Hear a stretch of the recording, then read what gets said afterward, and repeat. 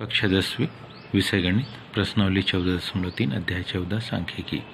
प्रश्न पहला, निम्नलिखित बारंबारता बंटन किसी मोहल्ले के 68 उपभोक्ताओं की बिजली की मासिक खपत को दर्शाते। आंकड़ों से माध्य, माध्यक और बहुलक ज्ञात कीजिए और इनकी तुलना कीजिए। ध्यान से देखिए, हमारे पास जो दी गई जानकारी है उसको अगर अपन ध्यान से समझे तो हमारे पास है मासिक खपत इकाइयों में, और इधर दिए उपभोक्ताओं की संख्या। 65 से 85 यूनिट जलती है, ऐसे घरों की संख्या 4 है।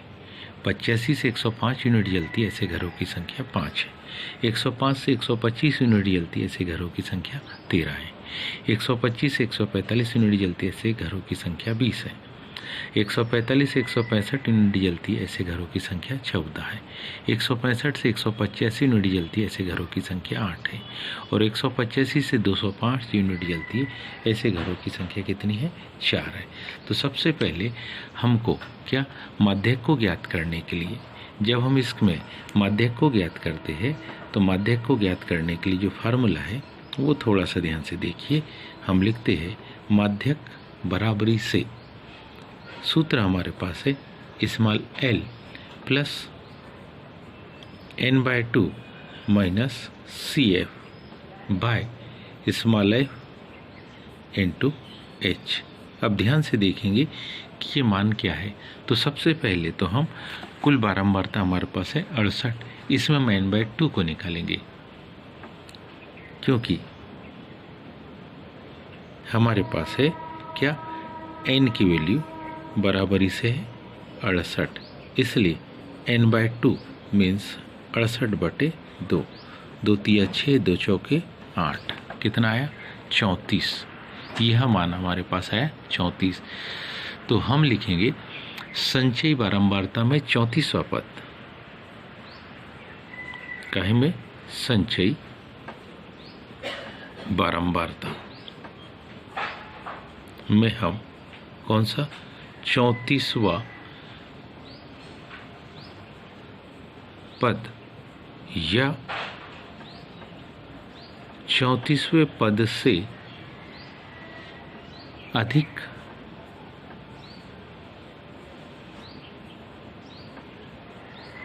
अर्थात निकटतम ही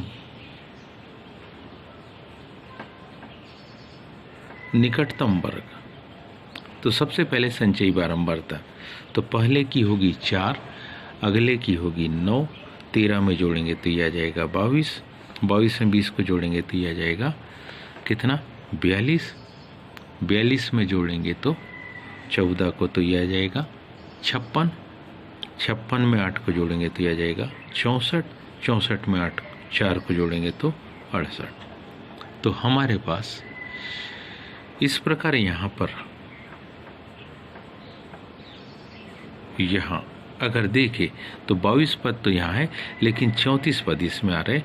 तो इस प्रकार यहाँ 125 से 145 वाला वर्ग आ रहा है, यहाँ पर 125 से 145 वाला वर्ग है। अब इसमें अगर देखें तो यहाँ पर इसकी जो निम्न सीमा है वो है 125। इसकी निम्न सीमा हमारे पास है 125। इसके सारे मानों को देखें तो 125, तो ये जो 20 है ये यहाँ पर क्या कहलाएगा? ये यहाँ पर कहलाएगा स्मॉल f, और इससे जस्ट पीछे ये क्या कहलाएगी? ये कहलाएगी CF। तो इस तरीके से हमारे पास L, n/2 और CF इनके मान मिल गए। तो L बराबरी से 125, n/2 तो हम जानते ही है कि वो आ चुका है 34, n/2 हमारे पास क्या आ गया? 34 आ गया। साथ ही साथ अभी अपन ने F को देखा, F की माप 20 आ गई। CF जस्ट उसके पिछले की संचयी बारंबारता, ये हमारे पास 22 आ गई। और वर्ग का आकार देखेंगे तो वर्ग का आकार किन्हीं भी उच्च सीमा में से निम्न सीमा को घटा लो तो वर्ग का आकार पता लग जाएगा। तो वो भी कितना है? 20। तो इस तरीके से क्या माध्यक बराबरी से, इस तरीके से हम लिख सकते हैं माध्यक बराबरी से स्मॉल l मीन्स 125 धन n/2, n/2 मीन्स 34, CF मतलब 22 बटे स्मॉल f ये है 20 गुणित वर्ग का आकार ये भी है 20।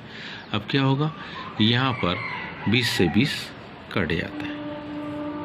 तो अगली स्टेप में यहाँ पर हमारे पास क्या आ जाएगा, माध्यक आ जाएगा। तो माध्यक बराबरी से 125 धन 12 और इसका योग आ गया कितना, 137। तो ये हमारे पास क्या आ गया, माध्यक आ गया। अब यदि हम बहुलक ज्ञात करें, इसी का क्या ज्ञात करें, बहुलक। तो बहुलक हमारे पास होता है, बहुलक का फार्मूला बहुलक बराबरी से क्या, L1 plus F minus F1 बटे 2F minus F1 minus F2 into H, इसकी सहायता लेते। अब यहाँ अगर देखें, क्योंकि यहाँ पर सबसे अधिक बारंबारता, क्योंकि यहाँ सबसे अधिक बारंबारता,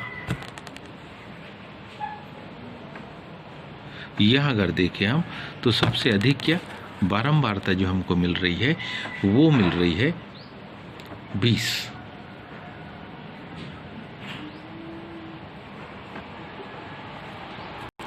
उससे जस्ट पिछली F1 और उसके अगली F2। यहाँ सबसे अधिक बारंबारता 20 है, F1 13 थी, F2 14 थी। ध्यान से देखिए, तो F1 हमारे पास 13, F2 हमारे पास 14, अधिक बारंबारता 20, इसलिए L1 हमारे पास सबसे अधिक बारंबारता की निम्न सीमा 125।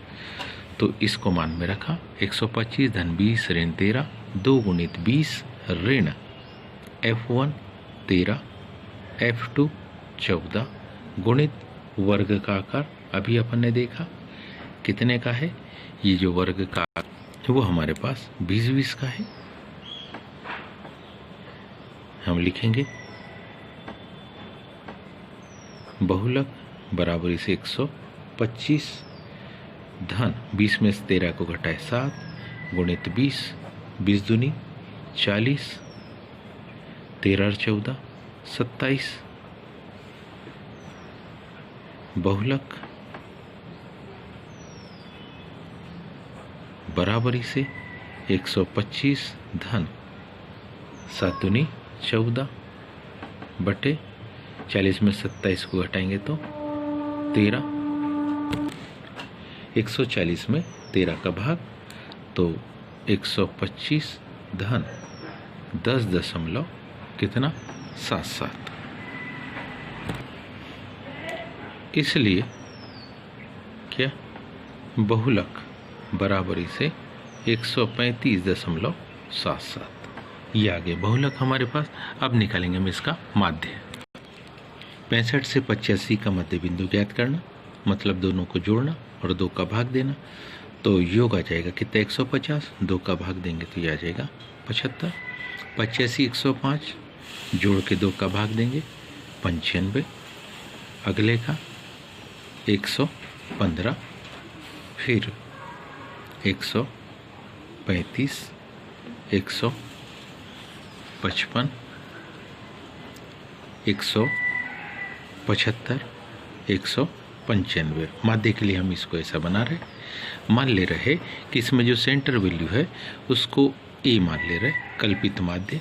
तो अब इस कल्पित माध्य को प्रत्येक पद में से 135 को जब 75 में से घटाएंगे तो क्या बचेगा ऋण 60, 95 में से घटाएंगे तो ऋण 40, 115 में से घटाएंगे तो ऋण 20, 135 में से 135 घटाए तो 0, 155 से घटाएंगे तो 20, फिर 40, 195 में से घटाएंगे तो 60।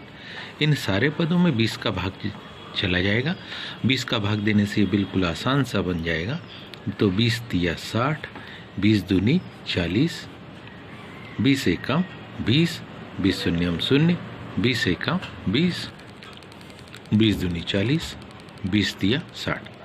FI और UI का गुणा, उपभोक्ताओं की संख्या ये हो जाएगी हमारी FI, उपभोक्ताओं की संख्या ये हो गया FI में UI का हम गुणा करेंगे, मतलब ऋण 3 गुणित 4, तो ये आएगा मान ऋण 12, ऋण 2 गुणित 5, ये मान आया ऋण 10, ऋण 1 गुणित 13, ये ऋण 13, 0 गुणित 20 0, 1 गुणित 14 14, 2 गुणित 8 16, 3 गुणित 14, 3 गुणित यहाँ 4 है, 3 गुणित 4 ये है 12। अब क्या करेंगे, हम इन धन वाले पदों को जोड़ेंगे, 6 4 10, 2 12 के 2 हासिल किए, ये हो गया धन 42। ऋण वाले पदों को जोड़ेंगे तो ऋण वाले पदों को जोड़ने पर मान हमको मिलेगा, ऋण वाले पदों को जोड़ने पर मान मिला कितना, ऋण 35। अब क्योंकि बड़ी संख्या हमारे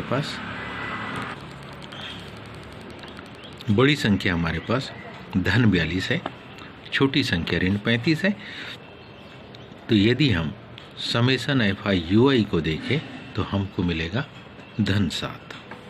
इसी प्रकार यदि उपभोक्ताओं की संख्या देखें तो समेसन F बराबरी से हमको मिला कितना, 68। अब हम माध्य निकालेंगे, तो माध्य के लिए हमारे पास सूत्र है, माध्य क्या, X बराबरी से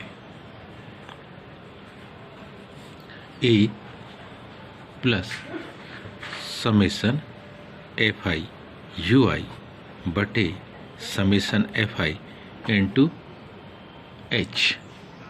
ध्यान से देखिए, ये मान हमारे पास आए कितना, 135 धन समेसन FI UI 7 बटे 68 गुणित 20।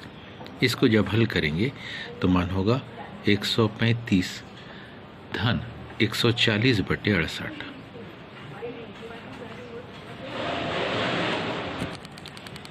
मान आएगा 135 धन 2.06। इसको जब जोड़ेंगे तो हमारे पास क्या, माध्य का मान मिलेगा, माध्य X बराबरी से 137.06। अब तीनों ही स्थिति में हम क्या पाते हैं, हमें क्योंकि यहाँ माध्यक मिला, ध्यान से देखिए, हमको यहाँ पर माध्यक कितना मिला था, 137, ये हमको माध्य मिला, माध्य कितना मिला, 137.06, और ऐसा ही हमको बहुलक मिला था,